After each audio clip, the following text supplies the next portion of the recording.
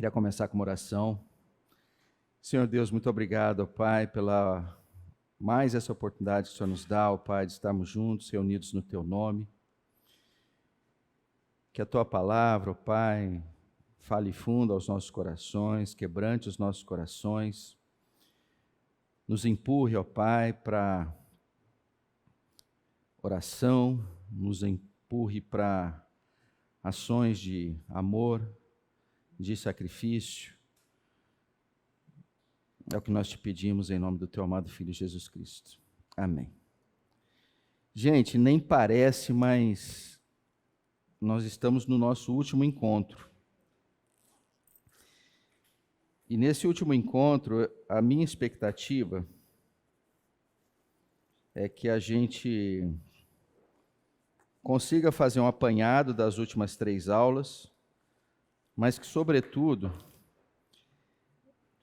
a gente possa estar revendo as nossas vidas com relação a com que intensidade e com que frequência a gente tem sido objeto do amor de Deus, seja do amor de Deus para conosco, seja do amor de nós para com os outros.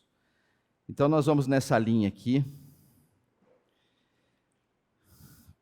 Última vez que falo, mas acho que é reiteradas vezes, é importante dizer, esse tem sido o nosso livro base, A Marca do Cristão, de Francis Schaeffer.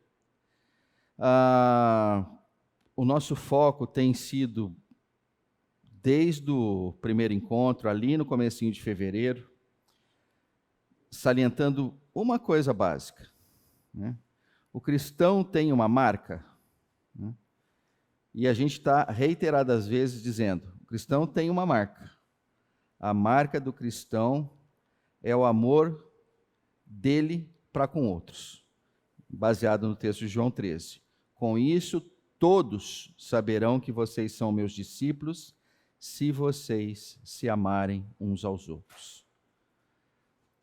Comentamos, como vocês devem estar se lembrando, da relevância do amor. Pode ter tudo, mas se não tem amor, não se tem nada. E basicamente, a gente, lá no segundo encontro, com cuidado reiterado, que eu vou continuar tendo, nós não conseguimos produzir esse amor por nós mesmos, né? Esse amor é algo que é concedido a nós, né? E isso a gente vê lá em João 15, quando o Senhor Jesus diz que Ele é a videira verdadeira, diz que o pai dele é o agricultor, e diz que nós somos o quê? Somos ramos, né? E que se nós estivermos nele, na videira, a gente vai produzir fruto.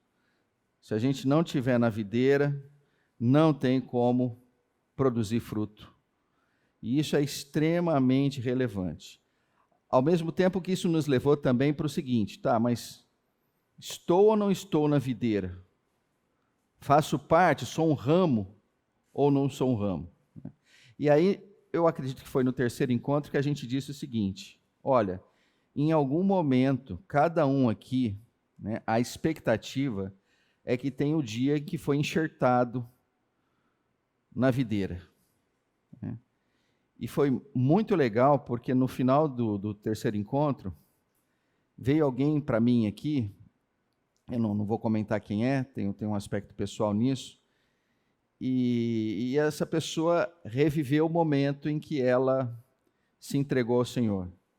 E no final ela disse assim, você não sabe como é que foi importante você ter colocado isso, porque às vezes aquele frescor, né, do dia em que você foi enxertado na videira, se deixa assim, embora, né?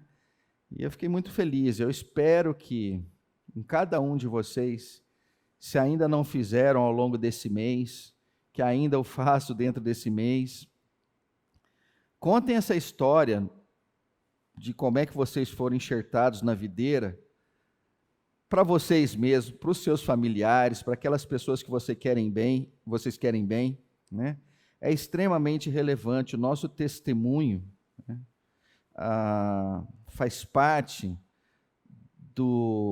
da nossa vida com Cristo, né?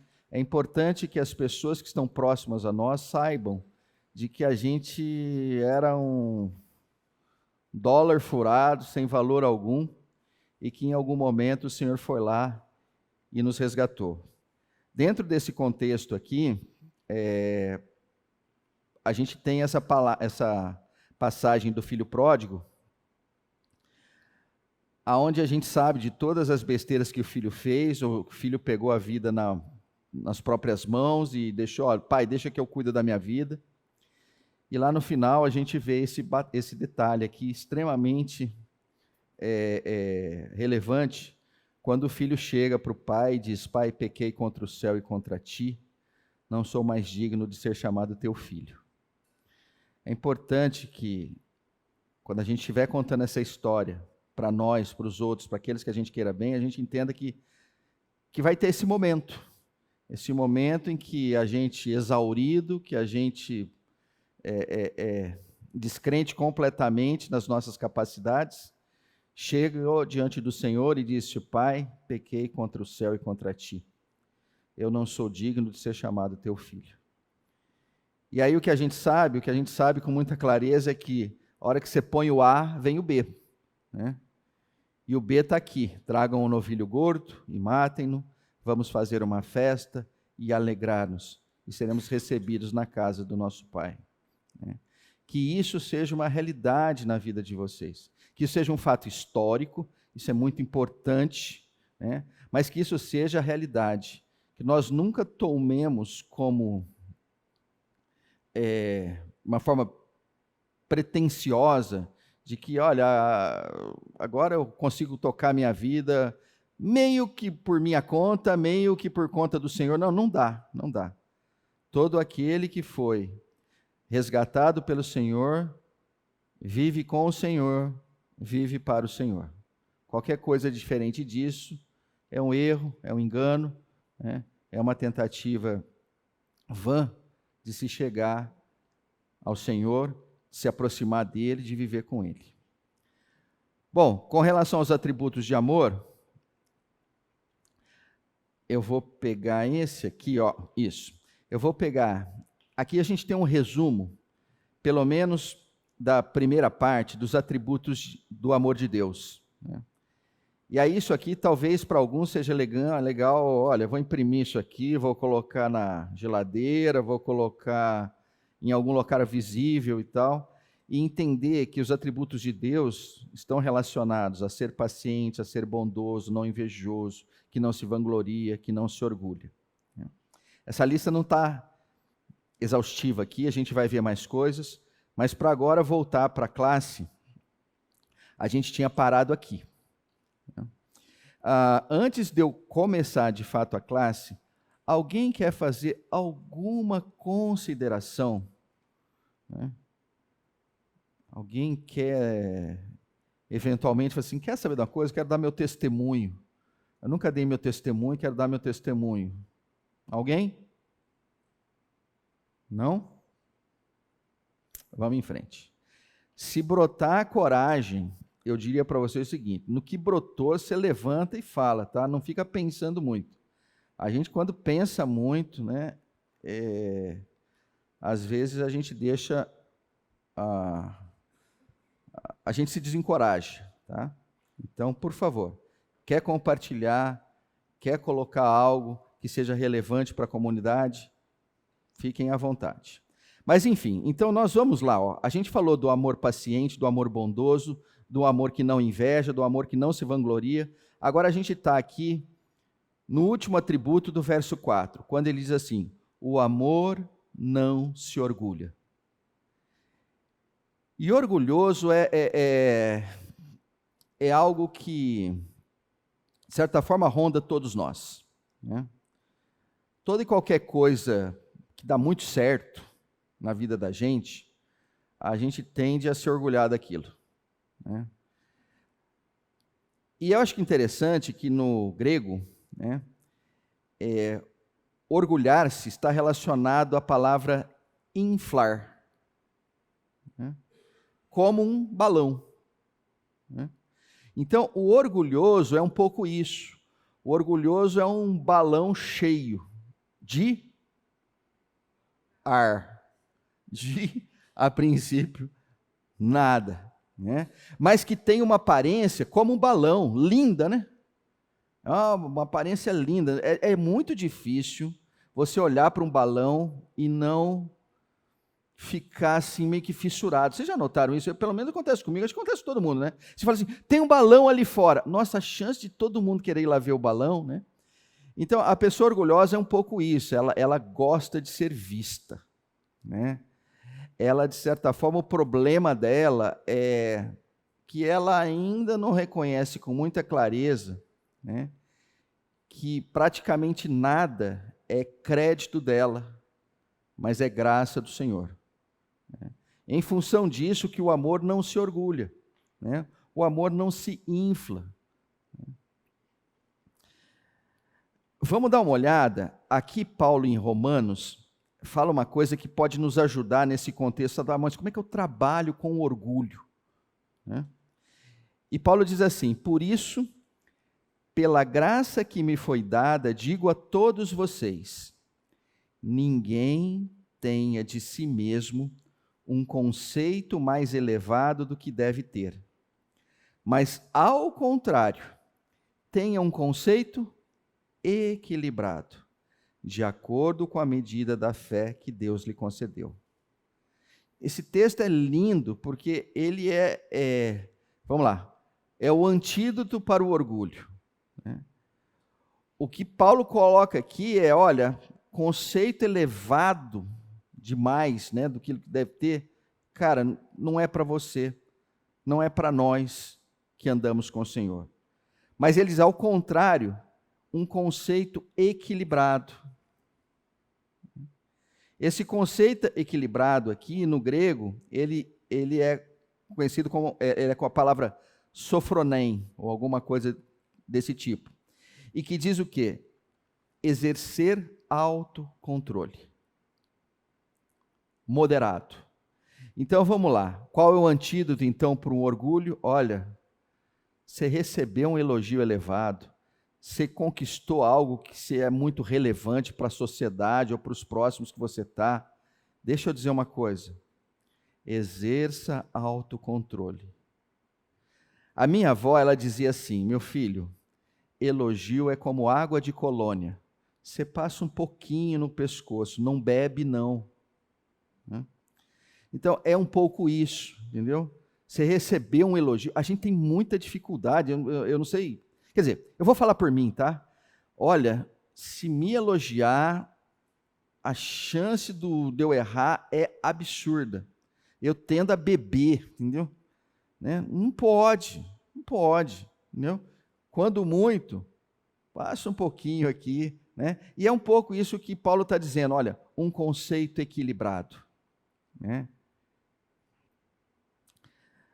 Charles Spurgeon também, um grande pregador, ele diz assim, ninguém é mais injusto em seus julgamentos dos outros do que aqueles que têm uma opinião elevada de si mesmos. Né? E aí isso aqui é um outro problema do orgulho. Né? O problema do orgulho é que você começa a ter dificuldade de enxergar o outro. Né? Porque você se acha mais do que o outro. Você se acha diferente do outro. Você se acha mais merecedor do que o outro. Então você começa a ter uma miopia. Você não consegue enxergar o outro como ele é. Né? Porque a leitura daquela opinião elevada que você tem de você te impede de ver o outro como ele é. E de certa forma você vai enxergar o outro como você se enxerga, de uma forma equilibrada, se você tiver um conceito equilibrado sobre você. Então, essas são algumas considerações sobre orgulho. Podemos ir para frente? Conseguimos murchar um pouquinho os balões? Né? Então, continuem o processo, murchem os balões. Né? Não deixem os balões se inflarem.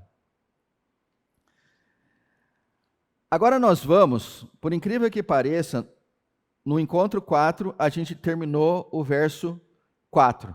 Agora a gente vai tentar ver os 5, 6 e 7 nesse último encontro aqui. Vamos ver se funciona. Se não funcionar, o Fábio está aí, né, Fábio? Legal. Ó, Fábio, estou requisitando mais 4 aulas em julho, a gente termina, tá bom? Mas 1 Coríntios 13, 5, 6 e 7 diz assim, o amor, aí pegando lá do passado, né, do 4, não maltrata, não procura os seus interesses, não se ira facilmente, não guarda rancor. O amor não se alegra com a injustiça, mas se alegra com a verdade. Tudo sofre, tudo crê, tudo espera, tudo suporta. Então vamos esmiuçar esses 3 versos a partir de agora. Nós vamos começar pelo não maltrata, né? Eu acredito que não deva ter nenhuma pessoa aqui que não tenha sido maltratado. Seja maltratado pelo seu marido, pela sua esposa, pelo seu filho, pela sua filha, por um restaurante que você foi, por uma reunião de pais e mestres na escola, né? Enfim, né? No trânsito. Né? A gente sabe muito bem, né, o que é ser maltratado. Né? E eu acredito que não há ninguém aqui que diga assim, que ato de amor maravilhoso que essa pessoa teve comigo, me maltratando. Pode até ser que, em maltratar, a pessoa disse verdades, disse coisas que você precisava ouvir. Né?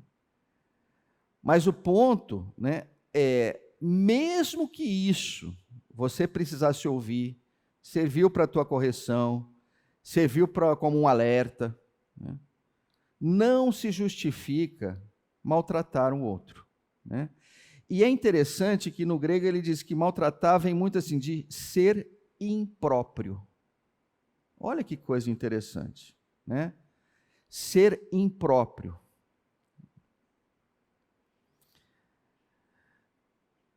Vamos dar uma olhada e entender o seguinte. Aqui, em alguns casos, eu vou reiterar o texto, em alguns casos aqui eu vou colocar o avesso do texto.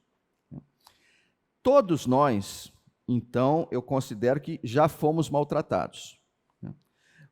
Quanto mais cedo, assim, quanto mais recente a gente foi maltratado, melhor aqui para o exemplo, tá? Porque a gente guarda isso geralmente assim fica muito fresquinho quando a gente é maltratado. Alguém já foi maltratado hoje, agora aqui, vindo para cá? Não? Tá. Bom, legal. Mas vamos lá. No não maltrata, eu vou pegar o oposto disso. O oposto disso, eu quis botar essa figura aqui. Né? Essa figura aqui é impressionante como ela representa o avesso do maltratar. Eu tenho tido algumas experiências interessantes que acabam se resolvendo chamando as pessoas para um café. Vamos tomar um café? Né? É muito difícil uma pessoa não curtir um convite desse de chamar para o café. Pelo menos comigo, a maioria das pessoas topam. Né? E aí a gente vai para um café. E aí no café, eu fico tentando repetir, né? Isso considerando que eu fui o objeto que maltratou o outro lado. Né? Eu fico tentando entrar nesse modo aqui do Mateus 5, 23 e 24. Portanto, se você estiver apresentando uma oferta no altar do templo e se lembrar de que alguém tem algo contra você, deixe sua oferta ali no altar, vá, reconcilie-se com a pessoa e então volte e apresente a sua oferta. Ou seja, o antídoto para o maltratar é se reconciliar. E reconciliar é muito interessante. A gente está sem o nosso professor de grego aqui, mas nós temos pastores aqui. Eu vou até fazer uma pergunta, vamos ver se vem a resposta aí.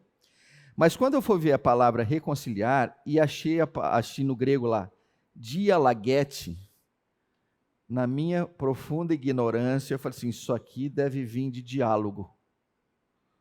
Eu espero que eu esteja certo. Se eu não tiver, vocês esquecem isso aí. Né? Mas por que eu pensei nisso?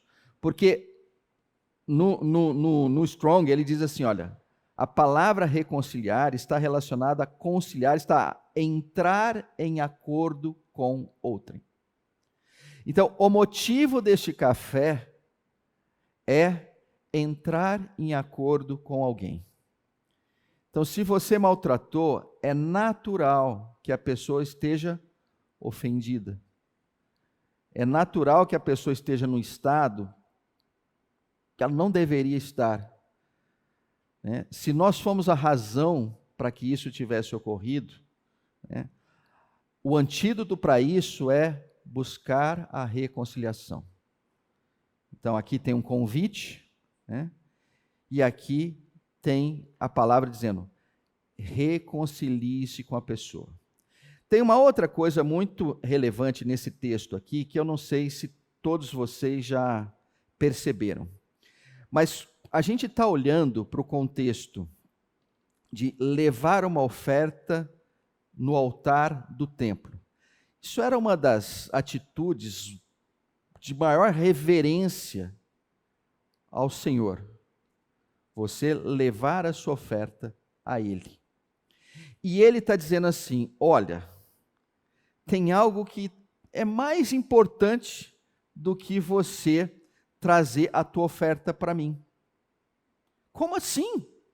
Não, é mais importante. E por que a gente pode dizer que é mais importante? Porque ele diz assim, pare, deixe a sua oferta ali no altar, não conclua o ato, deixa ali. E vai fazer algo mais importante, vai se reconciliar com a pessoa que tem algo contra você. Olha, outra coisa extremamente interessante aqui. Não é que você tenha algo, que você tenha algo contra ela, mas é que ela tenha algo contra você. Aí eu até extrapolo. Você pode até nem ter maltratado. Você pode até não saber a razão pela qual ela está assim. Mas por alguma razão, por uma outra pessoa que você conversou e tal, olha, é o seguinte, aquela pessoa não está numa relação harmoniosa com você. Vá resolver isso. E aí ele diz assim, depois que você fizer isso, o que ele fala? Então volte e conclua aquilo que você estava fazendo, ou seja, apresente a sua oferta. Isso é muito importante, gente, porque o Senhor está dizendo assim, olha, tem algo mais importante do que você vir bater um papo comigo e fazer a tua oferta. Se alguém está em desarmonia contigo, vai lá acertar as contas com essa pessoa, vai entrar em acordo com aquela pessoa. Esse texto de Mateus 5 continua e vai trazer mais 2 ou 3 situações que basicamente vão na mesma linha desse aspecto de reconciliar. Para que serve esse texto para nós aqui e agora? Eu vou pedir que a gente feche os olhos, procure se lembrar daquelas pessoas que não estão em harmonia com a gente. Né? Pessoas que eventualmente a gente maltratou, pessoas que eu não sei nem exatamente o que aconteceu, mas entendeu? Ela não está legal para contigo, né? Então eu queria que vocês listassem essas pessoas. Se tiver o celular, bota lá no note ali, no note, faz um notezinho, bota o nome dela lá e se comprometa ao longo dessa semana, o mais rápido possível, a ir lá e entrar em acordo com elas. 30 segundos para a gente fazer uma listinha, tá?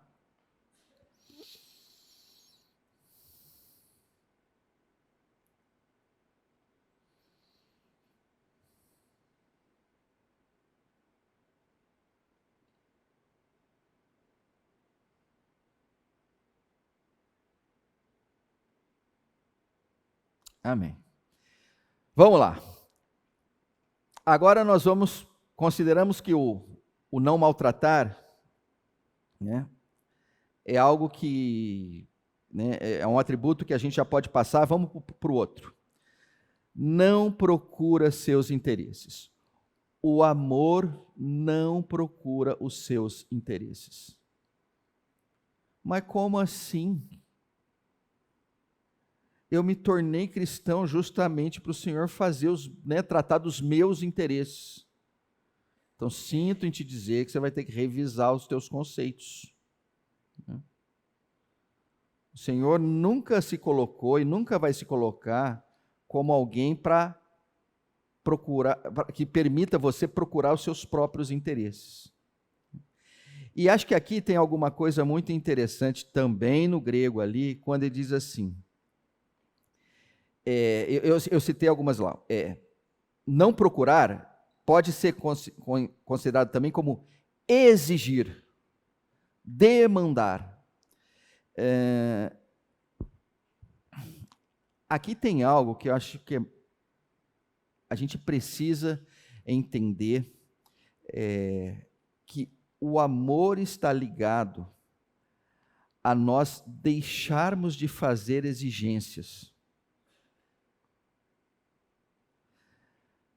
Em outras palavras, eu vou entrar num terreno aqui que pode ser um pouco perigoso. Mas o ponto é o seguinte, né?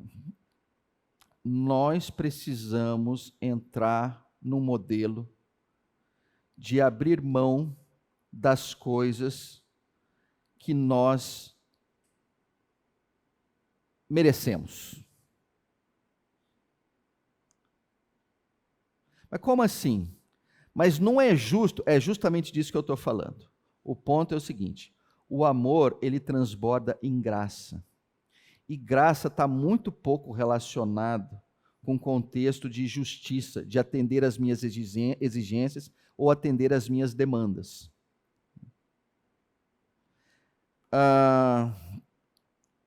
Vou tentar dar um exemplo que eu acho... O Bataglin está aqui, eu vou usá-lo aqui como referência aqui, tá? Nós trabalhamos numa empresa que, quando a gente tinha a oportunidade de ir para fora, na verdade eu vou falar da minha primeira vez que eu fui para fora, eu acho que com o Bataglin aconteceu a mesma coisa. A gente chegava, quer dizer, eu chegava cedo para trabalhar e tinha um estacionamento, e eu sempre achava interessante o seguinte, que a hora que eu chegava, os estacionamentos que estavam perto da porta de entrada estavam todos livres. E os estacionamentos que ficavam mais distantes estavam com carros. Aí eu olhava para aquilo e falei assim, será que eu fui o primeiro a chegar? Porque eu imaginava assim, aqueles carros que estão distantes, provavelmente que o cara chegou tarde no dia anterior, ficou até mais tarde, não foi embora ainda, e o carro dele está lá no fundo, né? E esse que vos fala, parava onde? Oi? Pertíssimo, a hora, mas só não entrava com o carro porque não dava. Falei, primeiro a chegar, né? Como é que é o ditado, né? Quem acorda cedo bebe água limpa, um negócio assim, né? Tem esse ditado. Eu usei durante algum tempo isso, né? Até que um dia eu cheguei, estava chegando um outro carro, né? Aí eu fui parando lá na frente e o danado parou lá no fundo. Ali ligou um alerta. Falei, peraí, alguma coisa aqui devo estar fazendo de errado, né? Aí eu fui para o segundo estágio, né? Então, se eu considerar que o primeiro estágio é o estágio egoísta, que eu tudo bem, não sabia, mas vamos lá, hoje eu sei que eu estava no estágio egoísta, eu fui para um estágio justo, de justiça. E qual era o estágio de justiça? A hora que eu vi o cara lá, eu falei, bom, eu também vou parar lá perto dele, lá atrás, né? Parei lá atrás, a gente veio junto, né? Entramos e tal. Fizemos isso algumas vezes, mas na minha cabeça estava o seguinte: isso aqui deve ser uma ordem da companhia, né? Por alguma razão que não tenho a menor ideia, mas é bom obedecer. Geralmente, quando você está em território estranho, acho que todo mundo faz isso, né? Todo mundo vai comer num lugar, você vai também. Todo mundo sai daquele lugar, você sai também. Você não sabe o que você foi, você não sabe o que saiu, mas você só não quer ser o diferente. Então, fui ser o diferente, né? Falei, não, quem sou eu para ser diferente? Até que um dia, aquilo me intrigava muito, né? Não teve como, aí tive que perguntar. E a resposta foi de uma grande simplicidade.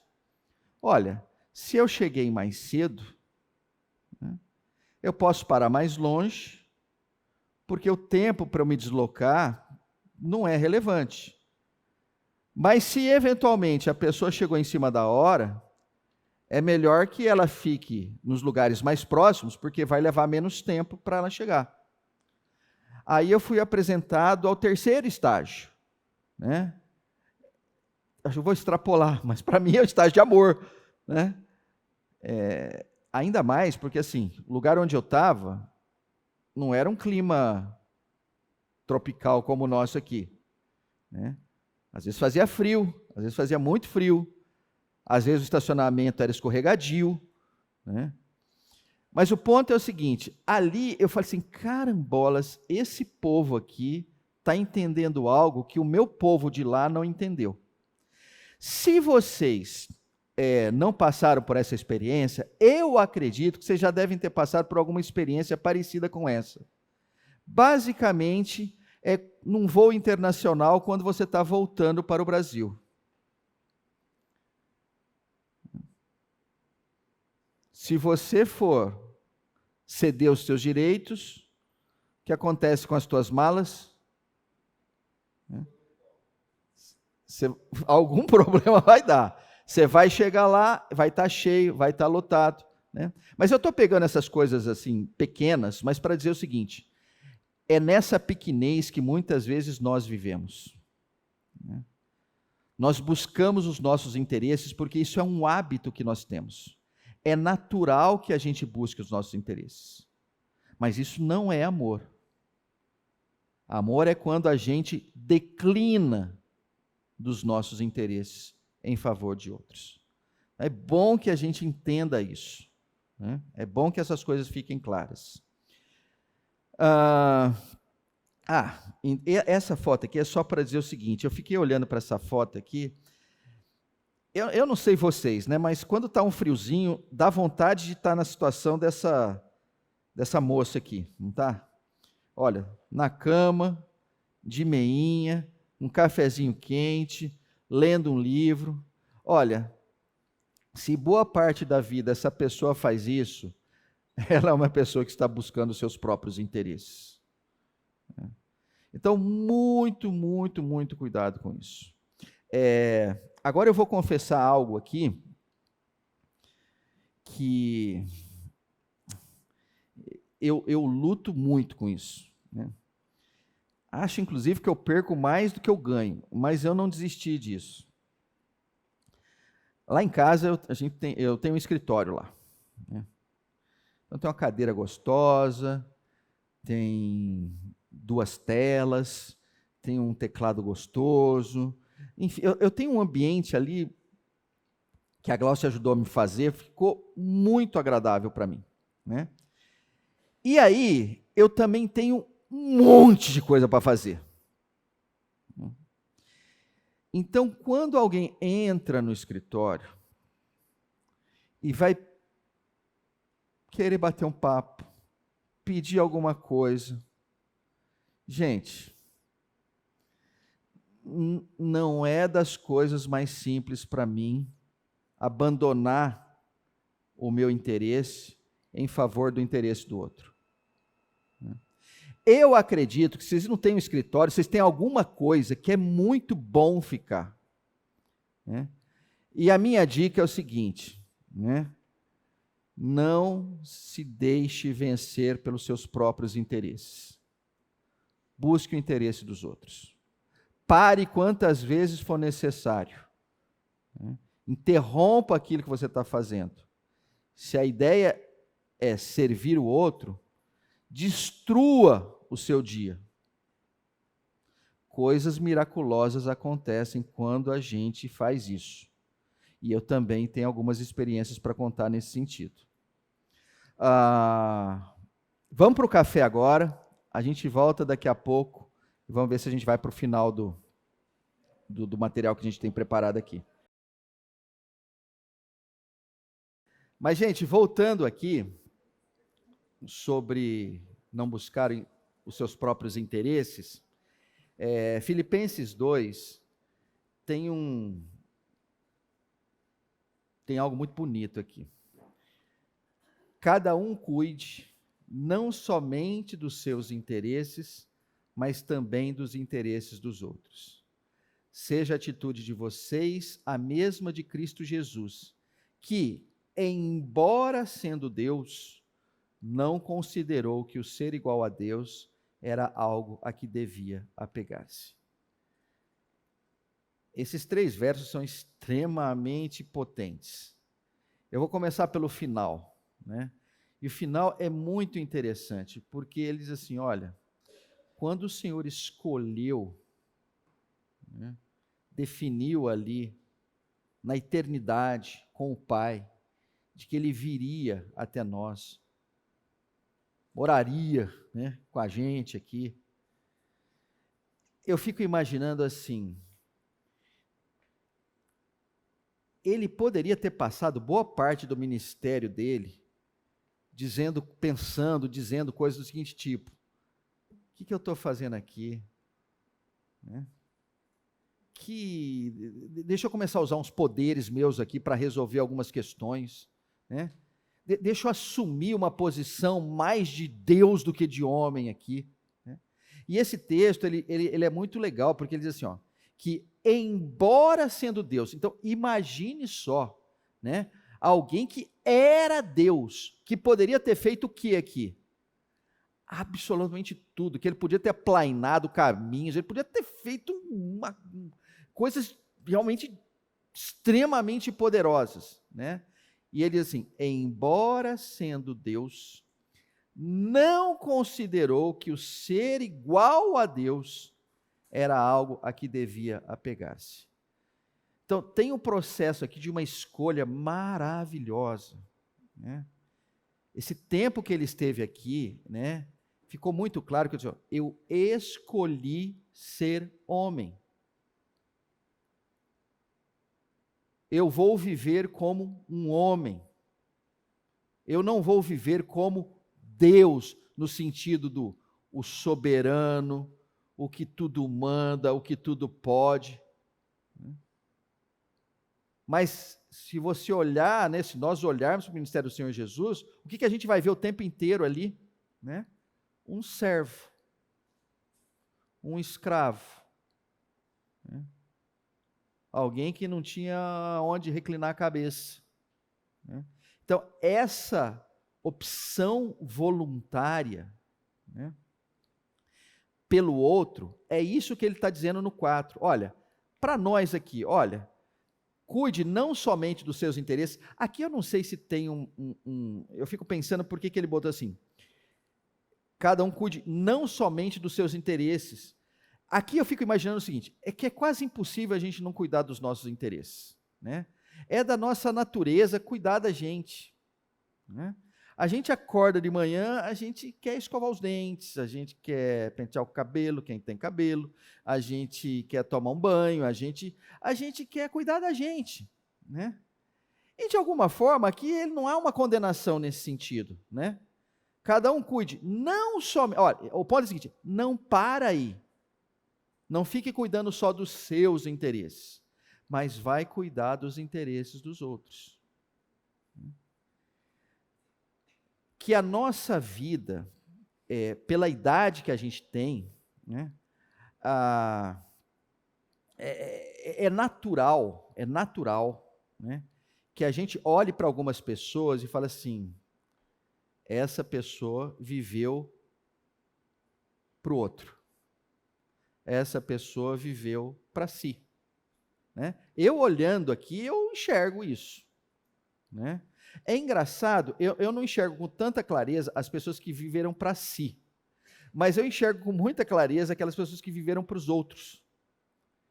E essas pessoas, eu digo por mim, me inspiram muito. Né? São pessoas que eu olho e falo assim, nossa, quando eu crescer, eu quero ser parecida com ela. Né? E eu acredito que é o mesmo para vocês. Uma pessoa que vive para si, ela é muito pequena, ela é muito fútil, né? Ela é passageira. Né? Agora, alguns que eu olho aqui, eu falo assim, cara, essa vida é de uma riqueza enorme, porque viveu para o outro. Né? Fez casa para o outro, trocou fralda do outro, empregou o outro, enfim. Né? Eu olho para vocês aqui e isso me dá muita alegria. E eu tenho certeza absoluta que isso dá uma alegria tremenda para o Senhor. Né? Porque a igreja dele é uma igreja que vive para o interesse dos outros. Uma igreja que vive para o interesse de si mesma, é uma igreja matura, é uma igreja fraca, uma igreja que ainda não compreendeu na sua totalidade o que deveria compreender. Né? O que é que nós estamos fazendo aqui? A não ser amar ao Senhor e amar aqueles que estão próximos a nós. Então, nesse sentido, né, talvez valha a pena fazer um exercíciozinho. Pega uma semana tradicional tua, lista as principais atividades, e naquelas atividades ali, fala assim, ó, quantas delas são para mim e quantas delas são para os outros? Faz um exemplo. Vê o que dá, 50-50, 60-40, 90-10, né? Faz. Né? Isso é simples de fazer. Né? Se começar a dar muito você e pouco outro, temos um problema. Falta uma compreensão. Mas vamos lá. Outro ponto aqui, não se ira facilmente. Esse eu queria colocar 2 pontos aqui. Né? O grego diz, o que eu achei muito legal, que é assim, despertar a raiva. Né? Eu olhei para essa interpretação, esse sinônimo aqui, essa raiz aqui, despertar a raiva, e logo me veio, aí eu vou falar por mim, tá, gente?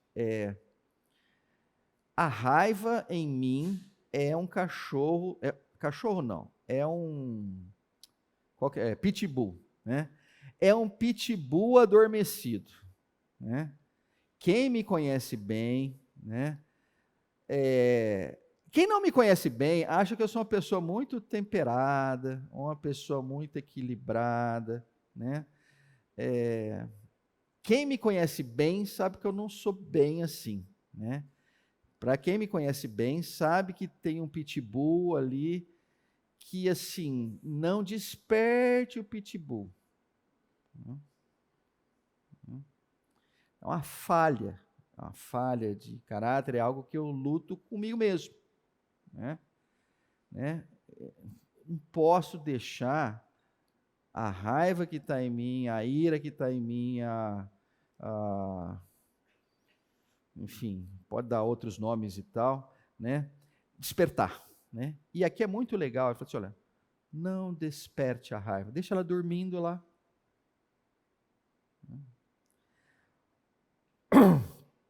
Isso está relacionado a pessoas que são facilmente irritáveis. Né? Vocês já notaram que, né, algumas pessoas se irritam com muita facilidade. Né? Algumas pessoas se perturbam, saem do sério com alguma facilidade. Né? E basicamente o que o texto diz é que, olha, o amor, ele não se ira facilmente. Ele segura isso. Ele retém isso. Ah, aqui são várias faces da pessoa que não está de bem aqui. Eu não sei quem tem criança ainda com bastante Lego lá, depois pega, dá uma olhada, porque acho que não dá para ver todas as carinhas aqui tão bem. E uma palavra que, de certa forma, vai contra isso, ou um antídoto também disso, está em Tiago 1, 19 e 20.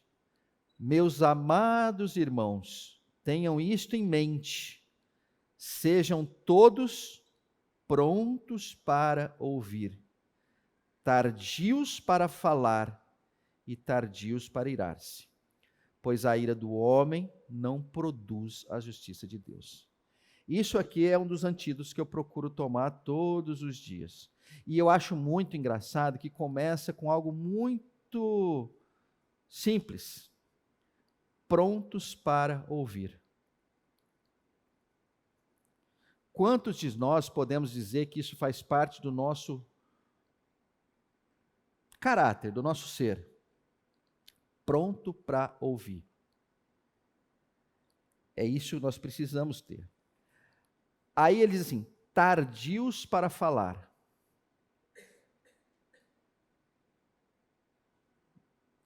Significa, em outras palavras, assim, olha, aquela pessoa que está falando contigo, dá corda para ela. Dá corda. Deixa ela falar. Deixa ela falar. Não interrompa. Entendeu? Não faça juízo de valor. Deixa. Seja pronto para ouvir. A hora que você for falar, olha, que você entenda assim, olha, tardio. E aí, irar-se é depois ainda, ó. Tardio para falar e tardio para irar-se. E é interessante que a palavra tardio aqui, isso me ajuda demais. Ele fala assim, ó, lento no entendimento. Eu não sei se acontece com vocês, comigo acontece com alguma frequência. A pessoa começa a contar uma história e você liga os pontinhos e você já encontra o meio da história, o fim da história e a solução para o problema. E aí você, pum!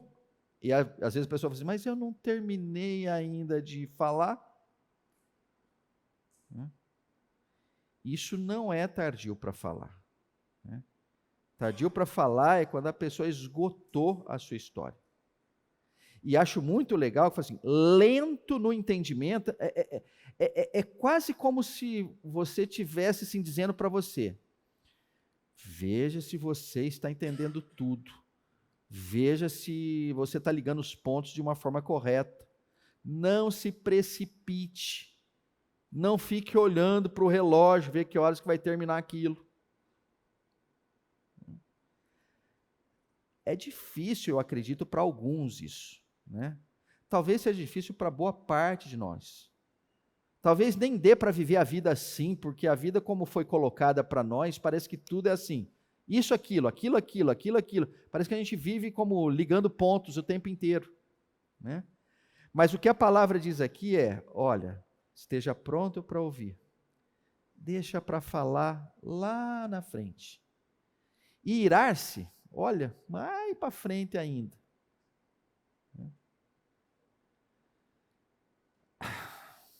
Eu acredito que alguns de vocês aqui já devem ter encontrado os seus ouvintes preferidos. Tem gente aqui que é ouvinte assim, eu acho assim, master. É uma delícia falar com essas pessoas. Elas ouvem, elas fazem as pausas corretas, nos momentos corretos. Você tem uma profunda compreensão, a não ser que ela esteja te enganando, mas eu acredito que não é isso que acontece, pelo menos na maioria das vezes. Você fala assim, como é que pode essa pessoa entende o que eu falo?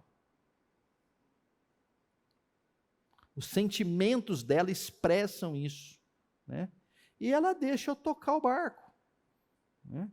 E quando ela vai falar, volta e meia, até o problema já foi resolvido, porque às vezes a gente só precisa mesmo é de um ouvido. Já aconteceu isso com vocês? Aí você começa a falar com outra pessoa, quando vê, aí você mesmo liga os pontos, às vezes acontece isso. Mas isso só é possível porque tem um bom ouvido, ou bons ouvidos na outra ponta. Vamos para frente. Essa aqui é sensacional. O amor não guarda rancor. Esse não guarda rancor, eu achei tão legal, quando diz assim, olha, ele não faz conta dos erros. O que significa isso? Significa o seguinte, algumas pessoas, quando você pisa no calo delas, elas contam. Depois de uns 4 anos, ela sabe o seguinte, 9 pisadas no calo, 3 no calcanhar, 4 aqui, ali. Elas guardam, elas contabilizam, como se fosse um contador mesmo. Não tem contador de empresa, né? Tem gente que conta isso, olha, quantas vezes você me magoou, quantas vezes você fez isso, quantas vezes você fez aquilo. Ela guarda o rancor. E às vezes a coisa é floreada. Então, pode, em alguns casos, a pessoa nem parece tão má. Então eu botei essa imagem aqui só para dizer, está vendo que tem umas flores aqui bonitas e tal, tem uns negócios, um ambiente legal, um papel aqui de mesa legal, não sei o quê. Mas essa pessoa, ela tem ali uma calculadora, né, e tem um teclado, e ela está registrando tudo o que você fez que não devia ter feito, seja para ela, seja para outra. Ela se instaura como um contador, entre aspas, de Deus. Né? E na hora que ela achar que é conveniente, ela puxa o extrato ali e fala, olha, isso aqui é o seu extrato, está devendo tanto, não sei o quê, tem que pagar assim, tem que pagar assado e tal. Né? E a gente tem que largar a mão disso. Né? E se apropriar do que está lá em Romanos, quando Paulo diz assim, contudo, ninguém é considerado justo com base em seu trabalho, mas sim por meio da sua fé em Deus, que declara justos os pecadores. Como é que é? Declara justos os pecadores. Davi também falou a esse respeito quando descreveu a felicidade daqueles que são considerados justos sem terem trabalhado para isso. E aí, esse texto lindo aqui. Como são felizes aqueles cuja desobediência é perdoada, cujos pecados são cobertos. Sim, como são felizes aqueles cujo pecado o Senhor não leva mais em conta. Eu acredito que vocês não devem ser muito diferentes de mim, mas quando a gente senta ali no quarto, na sala, um local legal, para gastar um tempo em oração com o Senhor, e o Senhor dá o privilégio de dizer assim, olha, eu não levo em conta os teus pecados estão perdoados. Isso brota um refrigério, brota uma felicidade, né? Praticamente imediata. Sabe assim, você não está devendo nada para o Senhor. A única coisa que o Senhor pede é o seguinte, dá para você fazer o mesmo com os outros? Vocês se lembram, acho que foi no encontro 2 ou 3, né? Quando a gente viu aquela parábola ali de um cara que devia uma fortuna e o Senhor foi lá e perdoou, pois o danado do cara sai dali, transforma a felicidade rapidamente num momento de cobrança, quando ele vê que tem um outro que deve para ele um valor, inclusive, muito menor do que ele devia. E ele pega, joga o cara na prisão. E aí a gente sabe qual foi a atitude do Senhor para com isso. Então, o ponto é, né, nós não podemos reter o perdão. Não, da mesma forma como o Senhor nos perdoou, da mesma forma como o Senhor pagou a conta, gente, a gente tem que fazer o mesmo com os outros. Vamos um pouquinho mais para frente. Aí já estamos no verso 6. O amor não se alegra com a injustiça. Aqui tem um negócio muito interessante, né? Eu vou entrar, antes de mostrar umas imagens aqui, eu vou dizer o seguinte, Não, vou mostrar as imagens antes, vai. Mas antes eu vou falar o seguinte, ó. O grego diz assim, ó, não se alegra, ele diz assim, calmamente feliz ou calmamente bem, né? Então, o comportamento que você tem para com a injustiça não pode ser de você ficar calmamente bem, calmamente feliz. Eu peguei essa imagem aqui só para dizer o seguinte, né? Para tentar imaginar algumas condições aqui, né? Vamos pegar esse senhor aqui. Vocês estão vendo a expressão dele? Né? Eu fiquei olhando para a expressão dele e é mais ou menos como assim: olha, mudei para minha casa nova. Aí o cara faz essa expressão aqui, né? Ele está feliz, ele está... Que expressão tem aqui? Vocês veem a mesma coisa que eu vejo? Oi?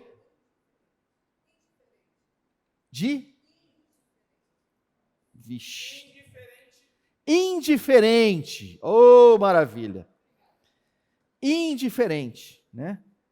E essa aqui? Dá? Difícil, né? Às vezes é difícil, né? Mas essa pessoa está feliz com o que aconteceu? Ela está triste, assim, triste, né? Essa aqui, eu peguei e falei assim, isso aqui é o calmamente bem, é o calmamente feliz, né? Tá dando para ver isso, gente? Essas expressões a gente vê o tempo inteiro. A gente não percebe, mas a gente, assim, se a gente prestar atenção, a gente vai ver. Tá vendo essa aqui?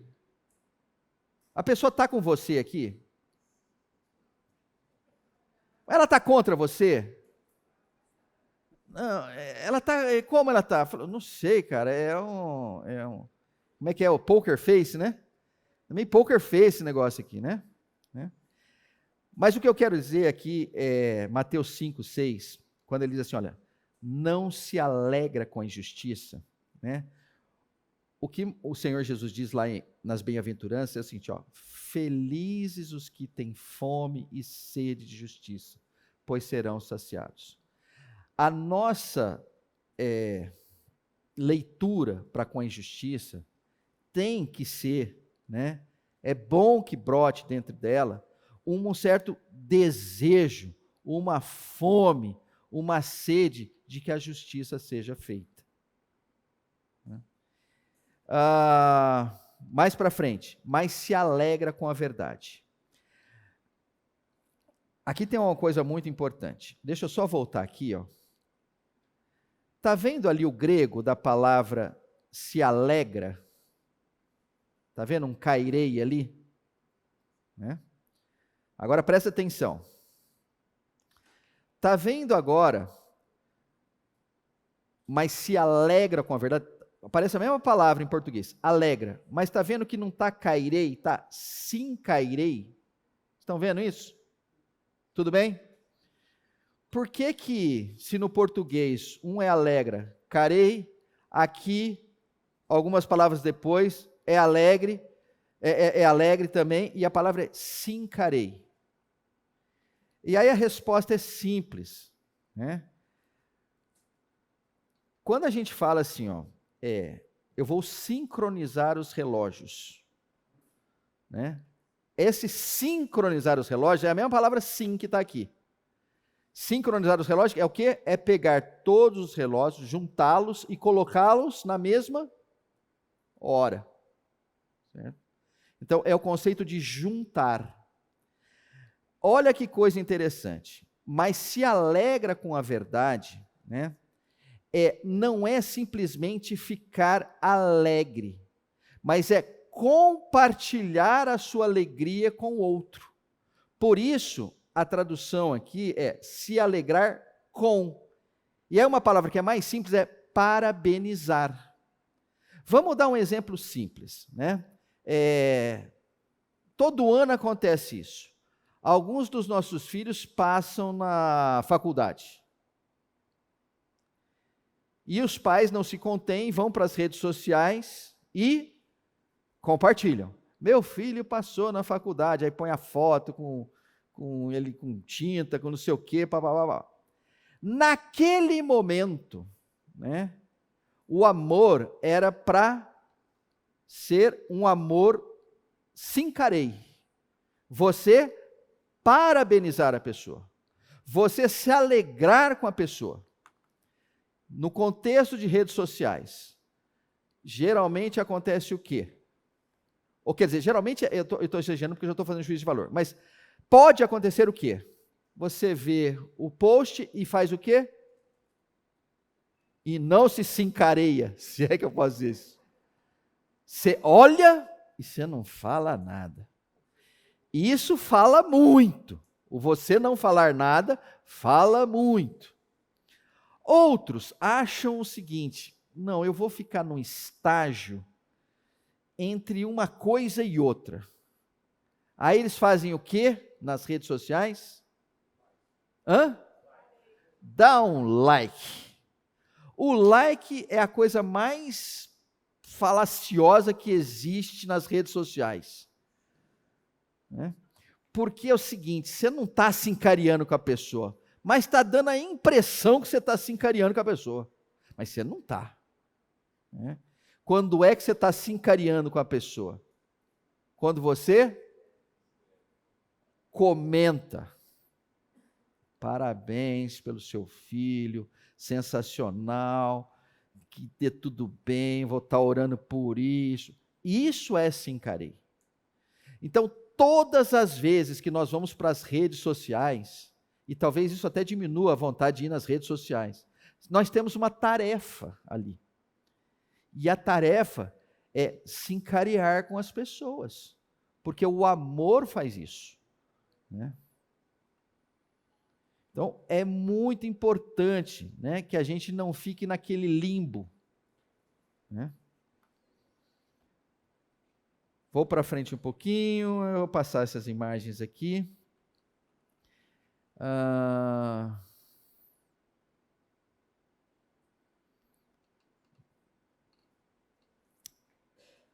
São 10h49, vocês notaram que eu dei uma pulada, né? Mas vamos lá. Agora tem algo muito interessante que eu queria fechar com isso aqui. Né? Então, de alguma forma, a gente viu todos os atributos do amor, mas tem 4 aqui que eu acho que são extremamente interessantes para a gente fechar esses nossos 4 encontros. Quando ele diz assim, o amor tudo sofre, tudo crê, tudo espera, tudo suporta. Então, no tudo sofre, a gente vem para essa imagem aqui que nos fala muito ao coração. E o texto de Filipenses 2, mais ainda, que embora sendo Deus, não considerou que o ser igual a Deus era algo a que devia pegar-se, mas esvaziou-se a si mesmo, vindo a ser servo, tornando-se semelhante aos homens, e sendo encontrado em forma humana, humilhou-se a si mesmo e foi obediente até a morte e morte de cruz. O amor tudo sofre. O sofrimento de Cristo é a expressão perfeita do amor de Deus. O amor tudo crê.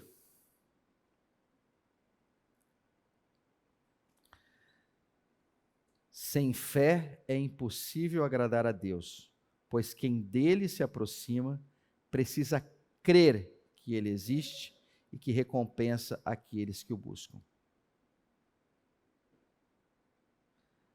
Se não há fé, não há nenhuma possibilidade de um relacionamento saudável com o Senhor. Esquece, não vamos chegar lá. Né? Tudo espera. Por isso não desanimamos, embora estejamos a desgastar-nos interiormente, estamos sendo renovados dia após dia. Pois os nossos sofrimentos leves e momentâneos estão produzindo para nós uma glória eterna que pesa mais do que todos eles. Aqui eu queria fazer algumas considerações que são muito interessantes. A primeira delas é o seguinte: a nossa vida com o Senhor, né? Olha, a gente tô com o Aniel aqui, que isso é muito bom estar com o Aniel aqui, né? O Aniel é um preservador de vidas, né? De certa forma, o Senhor faz o inverso do Aniel, né? O Senhor é um desgastador de vidas, né? Mas a gente junta o Aniel com o Senhor, dá para juntar. Olha, ele ajuda a preservar para que você tenha mais tempo para se desgastar, tá? Mas o ponto é o seguinte: o segredo da vida não é chegar com camisa limpinha no final dela. O segredo da vida é chegar com a camisa toda destroçada, rasgada, joelho esfolado, né? Nós precisamos entender que a vida que vale a pena ser vivida, ela vai trazer desgaste, né? Agora, olha, ao mesmo tempo que ela traz desgaste exterior, que olha é o que ele diz, ó, embora exteriormente estejamos a desgastar-nos, aí ele olha para dentro, interiormente estamos sendo renovados dia após dia. São dois processos antagônicos que estão acontecendo. Externamente, desgaste. Esse desgaste, internamente, renovação. O processo da santificação não ocorre com a gente se protegendo do mundo.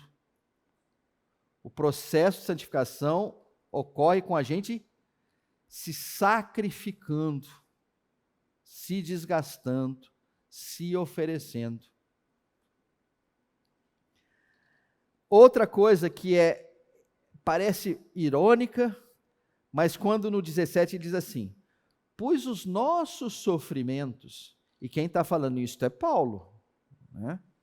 E aqui já se andou bastante a missão de Paulo, e a gente sabe que não foi das missões mais sossegadas que houve nessa terra. E ele tem a pachorra de dizer isso aqui: pois os nossos sofrimentos, leves e momentâneos, estão produzindo para nós uma glória eterna que pesa mais do que todos eles. A leitura que eu faço aqui é de uma balança, aonde de um lado da balança, aquelas balanças antigas, né? De um lado da balança tem os sofrimentos leves e momentâneos, né? Então colocou ali, pum, aí ela foi para cá. Do outro lado da balança tem a glória eterna. Aí a hora que começou a botar a glória eterna, nós precisamos entender o seguinte, né? Que os nossos sofrimentos são leves e momentâneos e que, se comparado à glória eterna, não pesa nada. Mas como é que você fala isso?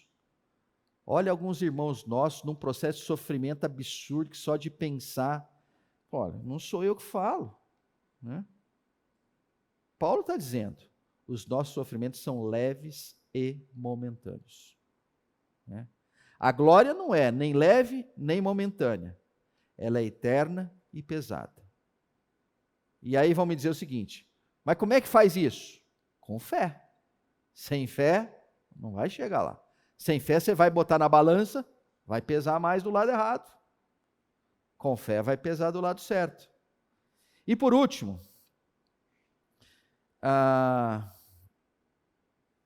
eu vou nesse tudo suporta. O tudo suporta, gente, aí eu vou voltar lá no primeiro encontro, né? Eu sou a videira, vocês são os ramos, se alguém permanecer em mim e eu nele, esse dará muito fruto, pois sem mim vocês não podem fazer coisa alguma. O ponto é, o Senhor é a videira que suporta a nós, os ramos, né? E aí você fala, pô, mas então você parecendo que você está falando que Deus é amor. Vamos lá. Amados, amemos uns aos outros, pois o amor procede de Deus. Aquele que ama é nascido de Deus e conhece a Deus. Quem não ama não conhece a Deus, porque Deus é amor. Foi assim que Deus manifestou o seu amor entre nós. Enviou o seu Filho unigênito ao mundo para que pudéssemos viver por meio dele. No início desses encontros aqui, a gente falou assim, os atributos do amor de Deus. A gente pode terminar esses 4 encontros aqui com uma coisa simples. Não precisa falar mais os atributos do amor de Deus. A gente pode falar assim, os atributos de Deus, porque Deus é amor. Né? Que as nossas vidas expressem esse amor dia a dia, momento a momento. Né? Que nós não nos encostemos na vida esperando algo, né? Que nós saiamos para uma ação deliberada de sacrifício, de entrega dos nossos corpos, desgastá-los ao extremo, né? Para que a obra do Senhor cresça, né? Para que a gente caminhe para o nosso destino final, a glória eterna com o Senhor. Que o Senhor nos abençoe, nos capacite, e que a gente dê muito fruto. Essa é a minha oração para com todos vocês, e vamos para a luta, né?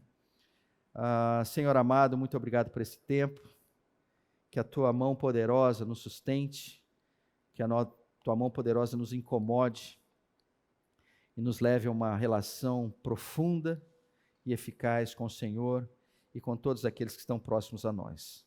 Essa é a nossa oração em nome do teu amado Filho Jesus Cristo. Amém. Valeu, gente.